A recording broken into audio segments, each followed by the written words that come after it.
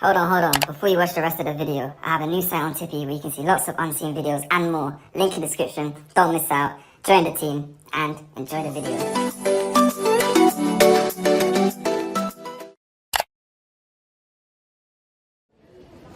Are you guys ready for our new discussion this morning? Yes.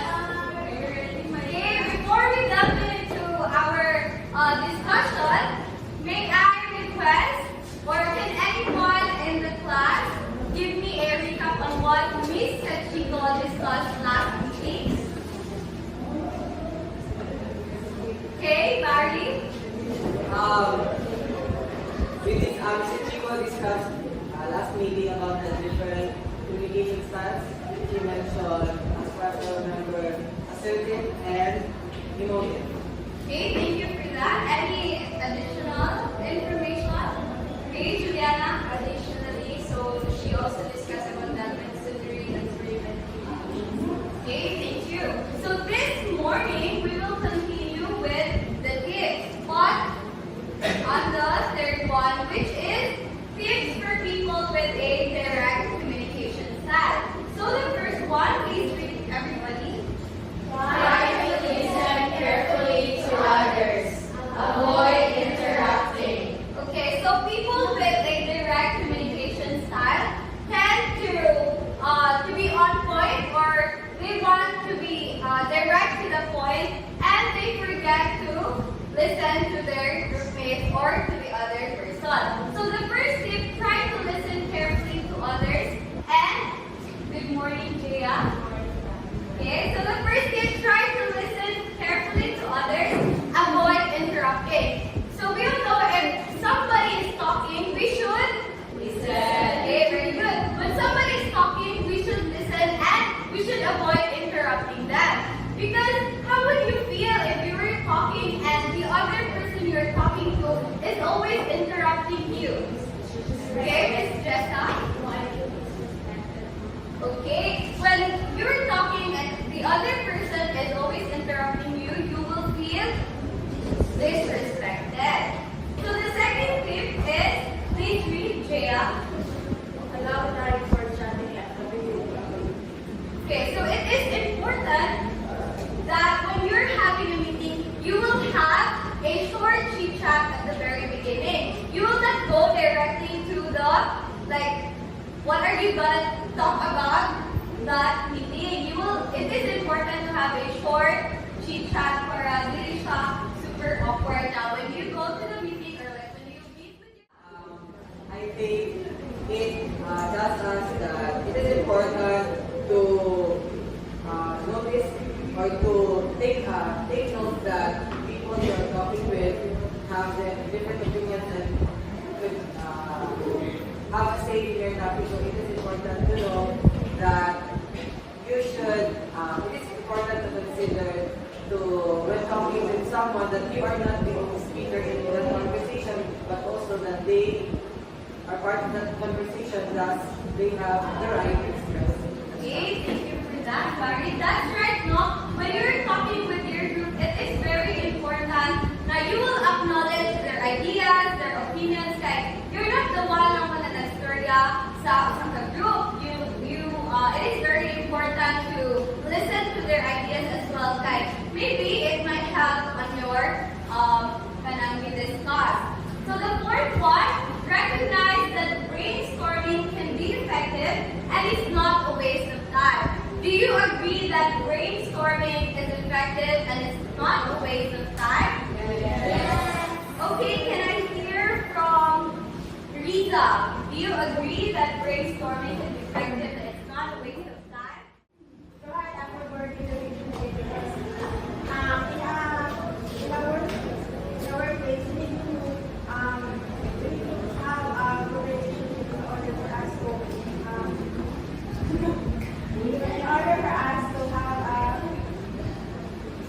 avoid any conflict. Okay, thank you for that. That's right, no? So for the second, okay, so that's right.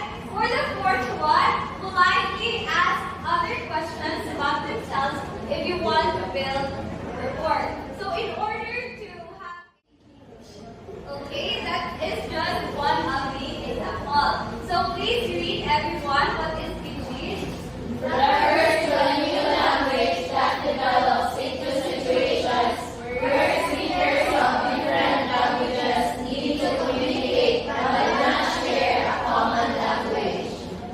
Okay, so Pidgin is formed when two different persons doesn't have the same language, and in order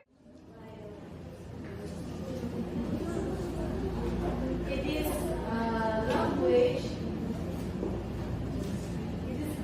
It is uses of different language in different social circumstances. Okay, thank you, Puro. So, language register is how people change their language depending on the situation we're in. So this means how we speak or talk can be different when we are talking to our teachers, to our friends, to our Jing or English strangers. For example, we could not talk to our teachers the same way we could talk to our friends. And that is a language register. So this means a language register will change the way we speak when we are talking to when we are talking to any person. So now a language register is classified into five. We have formal, casual, intimate, prosaic, and consultative. Again, what are the five classifications of a language register?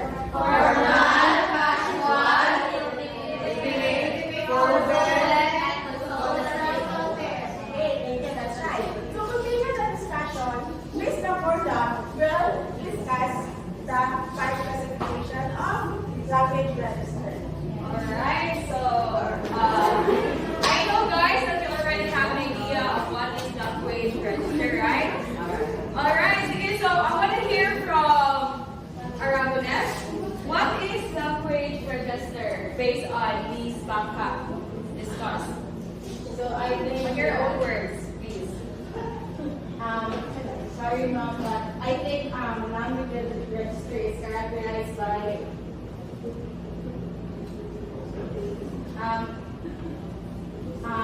help me Mr. Okay, thank you, Stan. So based on the discussion of Miss Bangka, language register is how you speak with other person depending on the kalibag sa buhay. Alright, thank you. So language register is a level or style of language in communication where you can see if the communication is formal or informal. Okay, so let's delve into the five main types of language register. So what is the first one? Formal. Okay, what is formal? Do you have any idea, Gamo, what is formal? I think formal is a type of language register used in a formal setting, example for talking with your boss, colleagues, or teachers. Yes. Okay, we'll see if Mr. Gamo is correct. Okay, formal. Okay, formal is used in professional, academic, or legal settings where communication is expected to be respectful, uninterrupted, and restrained to specific rules. Slang is never used and contractions are rare. So here in formal class, strictly grammar corrections. So it is very important here in formal that the grammar is right and no using of slang words. Okay, so who can give me an example of a formal? Okay, Peruela. Formal communication. For example, talking to your friends casually. Casual, alright. Barry, you have any idea what are the examples of a casual? Examples of casual conversation, I think, is you're talking with your friends, like, Hello. where are you? Okay, we'll see if Winnie and Barry is correct. Okay, casual, okay, can you read everyone? Are you communicating with friends, close acquaintances, colleagues, and family members? These are the curricular parties or family gatherings. Okay, so these are the examples of casual. Oh no. Alright. Okay, so casual is somehow, it is an interaction where it can be formal or informal. It's because it can be you are communicating with your friends, with your best friends, even to your family, or even to your classmates in the school. It can be a family members. So these are usually used in parties or family gatherings. Next is the intimate. So kindly read, everyone. Intimate language registers reserved for special occasions, usually between only two people and often in private. Examples: an inside joke between two high school friends, a sweet nothing whispered little sketch of someone. Okay, Liza, what is your insight or understanding about what is intimate?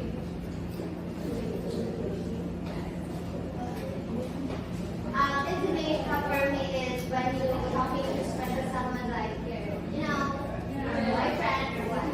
Okay, from the word intimate, it is very understandable, right? Of what is